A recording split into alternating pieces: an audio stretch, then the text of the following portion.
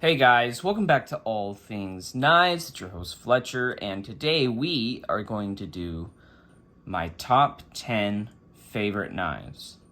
Alright, so what this means is knives that I've always enjoyed carrying and knives that I will always want to carry.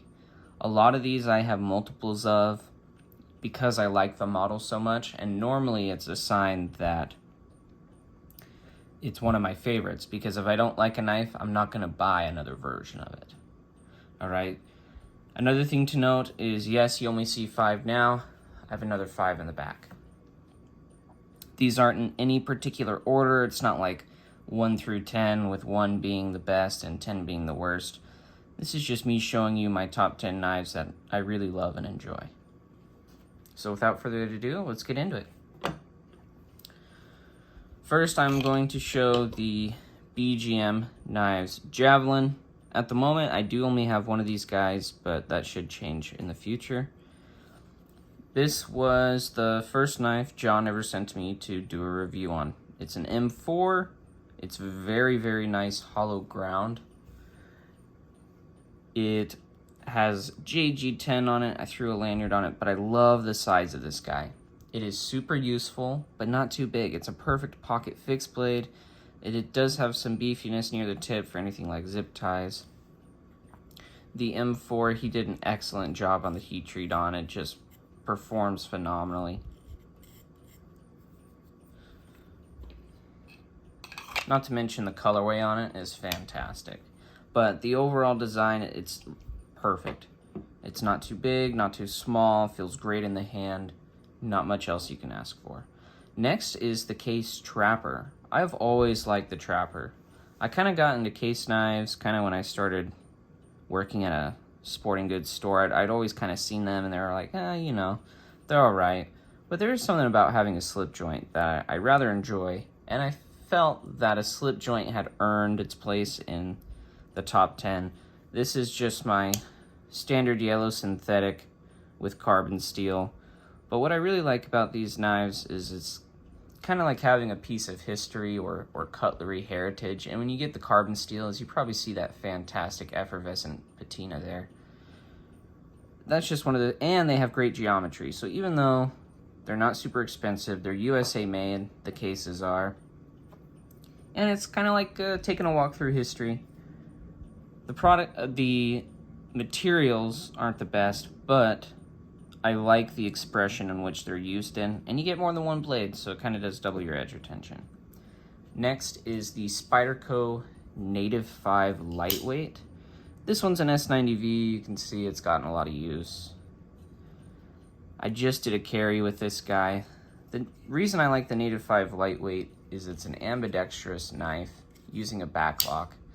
FRN, it's really a no-frills knife. It's very utility-oriented, and it's comfortable to use.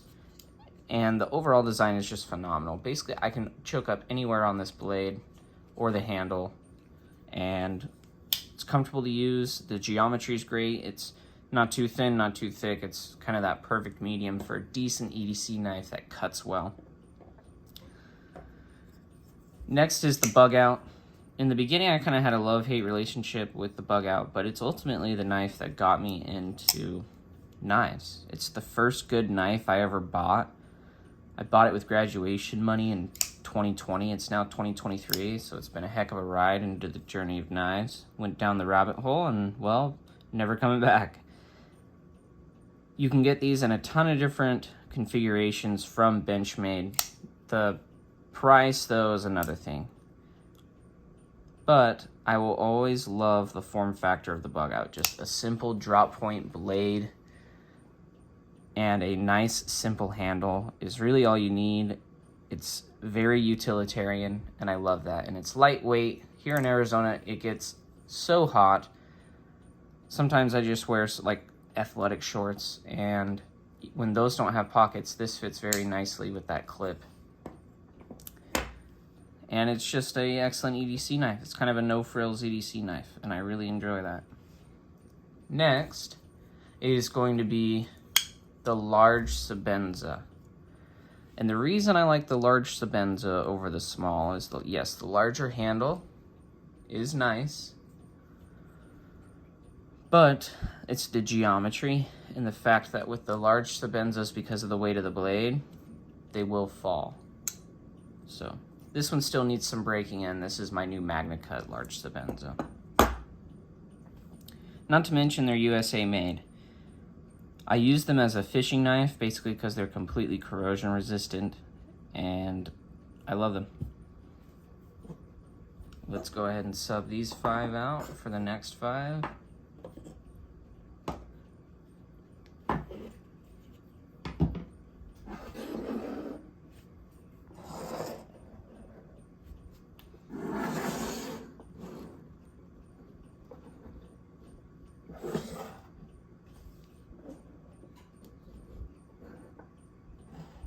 All right, without much further ado, let's get into it. So we have the AD 20.5 here. I really do like the AD 20.5. I really like the Shark's Lock. And I feel like these blades from the factory were ran pretty thick, but with the regrinds, I do rather enjoy them.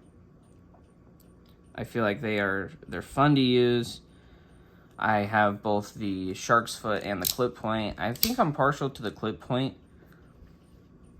I'm kind of a fan of orange, so I like that this one comes in orange, but I do think it's a great lightweight design, and I do like using the Shark's Lock. Like, it's easy to use here.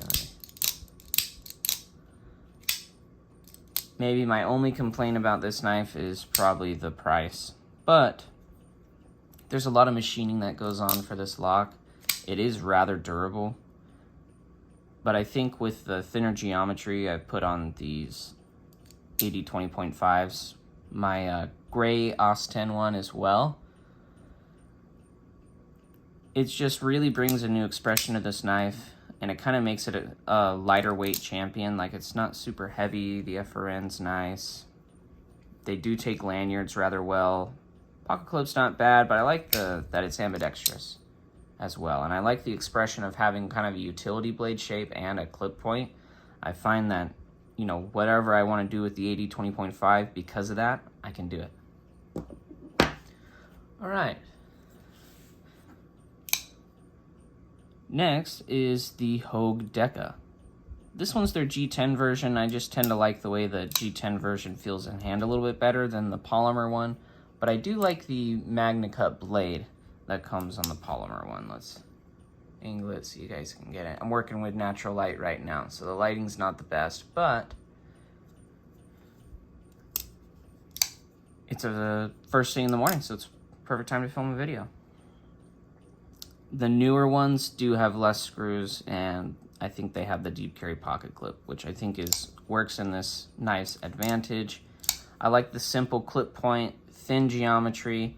I just wish they did a steel other than the 20CV, which with the Magna Cut ones they do, and if I had to assume, you're able to blade swap. I think I've seen people blade swap them, so can kind of do what you can do with the Para 3 and the Para 3 lightweight. I like this knife for all the reasons I like the Bugout. It's basically just another expression of it from a great company like Hogue. So, all right, next is the PM2. Gotta love the PM2. I mean, this is Spyderco is one of the maybe second company for higher end knives I bought from, and no going back. I love it for all the same reasons I love the Para 3. It has great ergonomics. You can choke up. It's got a thicker blade stock, but works its way with a full flat grind to nice edge geometry. And with regrinds, it can get, you know, even thinner. I do really like the compression lock. I know there's some people that don't, but I actually rather appreciate it. I just like that the PM2 is a workhorse, and I can depend on it. And so that's why I like the PM2. I probably own 10 or so of them, so they're a phenomenal knife. And it comes in all types of steels, which means I can use a knife that I love, and I have a steel for each and every application. Next we get on to the Para 3. I probably like it more than the PM2 just because it's more compact. I found that for what I do, a lot of what I do, I only need about a 3-inch blade. And so basically, it's just more utility for slightly less money, and it just fits better in the pocket. Not to say that this doesn't. They both fit great in the pocket. It's just this is slightly smaller. It can do a lot of the same things as the PM2, but it's just kind of more built for my size of hands. Like it's kind of the perfect size, which is probably why I like it a little more. It's just, in my mind, it's not as wasteful because it's exactly what I need, right? Lastly, we get to the Spyderco Shaman.